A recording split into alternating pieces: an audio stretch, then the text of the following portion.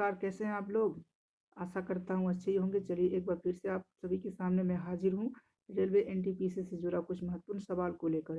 तो चलिए आगे बढ़ते हैं। तो सबसे पहले मैं आपको बता दूं कि कल हमने शुरुआत किया था दिल्ली सल्तनत के बारे में कि दिल्ली सल्तनत पे किन किन वंशों का कार्यकाल कब से कब तक था। तो आपने जाना कल कि दिल्ली सल्तनत पे कुल 5 वंशों ने शासन किया था। जी हाँ, दिल्ली सल्तनत पे कुल 5 वंशों ने शासन किया था, जिनमें से पहला था गुलाम वंश। तो कल हमने गुलाम के वंश के बारे में विस्तार पूर्वक जाना। चलिए आज हम बात करेंगे खिलजी वंश के बारे में। देखिए, खिलजी वंश जो था वो दिल्ली सल्तनत का सबसे प्रमुख वंश रहा और इससे बहुत सारे प्रश्न भी पूछे जाते हैं। तो जो जो प्रश्न महत्वपूर्ण है उन प्रश्नों से मैं आप लोगों को अवगत करवाऊंगा। ठीक है, चलिए आगे बढ़ते हैं।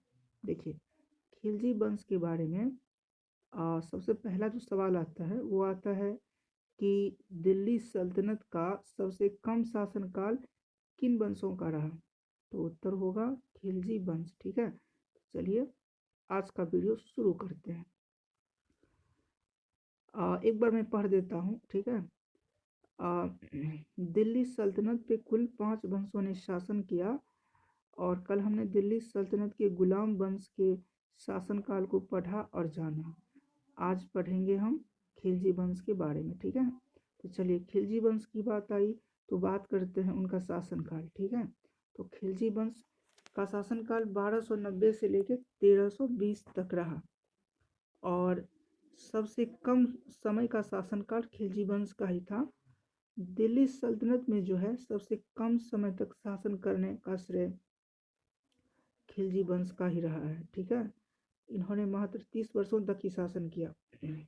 चलिए महत्वपूर्ण टॉपिक जो है जो एग्जाम में बार बार पूछता है और हमने भी देखा है कि पिछले एग्जामों में बार बार उस प्रश्न को पूछा गया, आगे बताऊंगा। ठीक है, चलिए तो सबसे पहले बात आती है खिलजी वंश के संस्थापक के बारे में।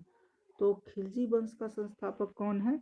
जलालुद्दीन फिरोज खिलजी। ठीक है, आगे देखिए, आगे है कि दिल्ली सल्तनत का सबसे प्रसिद्ध शासक की बात करें तो अलाउद्दीन खिलजी था। हाँ, अगर पूछता है कि दिल्ली सल्तनत का सबसे प्रसिद्ध शासक कौन था तो आप बताएंगे अलाउद्दीन खिलजी। ठीक है, और अलाउद्दीन खिलजी का जो असली नाम था वो था अली गुल शासक।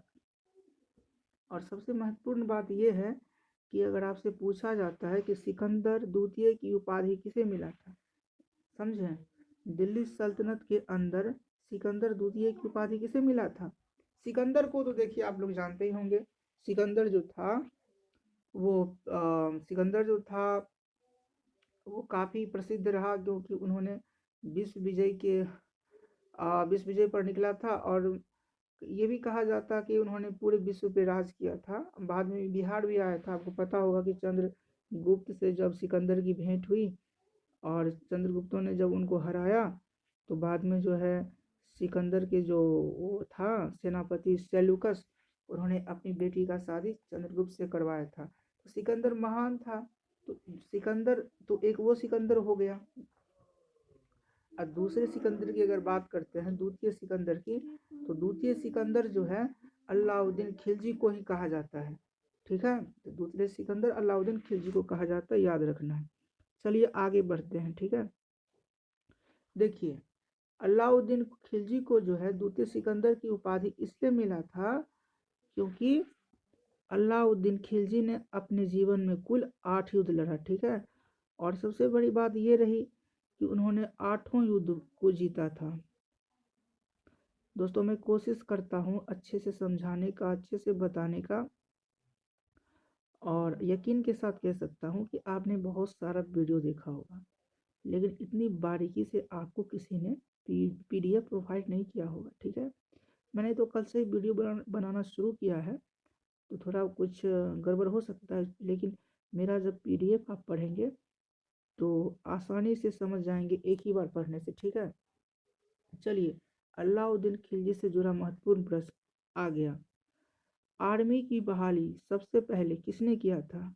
जी हाँ, अगर बात करें कि भारत में आर्मी प्रक्रिया की बहाली सबसे पहले किसने किया था तो अलाउद्दीन खिलजी ने किया था। ठीक है, और ये भी समझ लीजिए कि आर्मी को सबसे पहले जो सैलरी देना प्रारंभ किया था वो अलाउद्दीन खिलजी था। ठीक है, तो आर्मी की बहाली किसने किया? अलाउद्दीन खिलजी ने। और प्रश्न ये पूछता है कि आर्मी को सबसे पहले वेतन देना किसने शुरू किया? तो अलाउद्दीन खिलजी ने। चलिए अब आगे बढ़ते हैं कि अलाउद्दीन खिलजी ने किन किन उपलब्धियों को हासिल किया था। ठीक है, तो मेरा पहला है, सबसे पहला प्रश्न है दाग और हुलिया। दाग और हुलिया सिस्टम जो है अलाउद्दीन खिलजी ने ही शुरू किया था।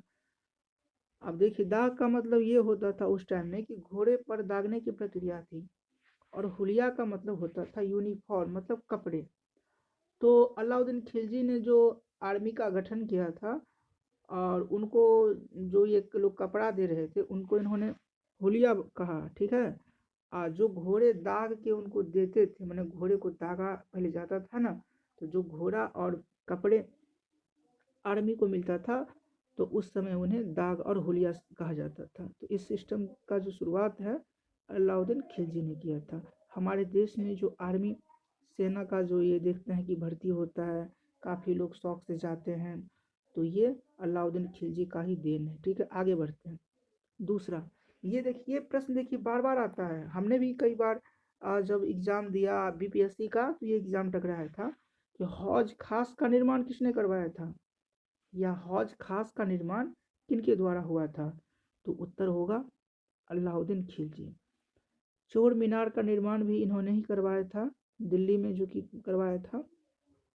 जलियत खाना नाम का एक मस्जिद का निर्माण भी करवाया था। चलिए आगे बढ़ते हैं। अलाई मीनार एवं अलाई दरवाज़ा का निर्माण भी अलाउद्दीन खिलजी ने ही करवाया था। ठीक है, और देखिए सबसे महत्वपूर्ण बात, अगर आपसे पूछे कि घराई और चराई टैक्स किसने लगाया था, जी हाँ, अगर पूछता है कि घराई और चराई टैक्स किसने लगाया था, तो उत्तर होगा अलाउद्दीन खिलजी ने। चलिए पढ़ देते हैं। ठीक है, पढ़ने से आप समझ जाएंगे। तो हमने बात की थी घराई और चराई टैक्स, आपने पहली बार सुना होगा, अगर नहीं पढ़ा होगा दिल्ली सल्तनत को, तो देखिए घराई का मतलब होता है घर पे लगने वाला टैक्स। अभी आप लोग देते होंगे हाउसिंग टैक्स, तो उसी को उस समय घराई बोला जाता था, मतलब जो घर पे टैक्स देता था। और चराई का मतलब होता है पशुओं को चराने के लिए दिया जाने वाला टैक्स। तो उस वक्त जो कमाई होता था, जो भी लोग पशुपालन करते थे, तो उनका जो कमाई होता था उनका 50% यानी कि 50% टैक्स वो खिलजी वंश को जाता था। ठीक है, तो जो घर बनाता था, घर या पशुपालन करता था, उन दोनों पर घराई और चराई टैक्स लगाया जाता था।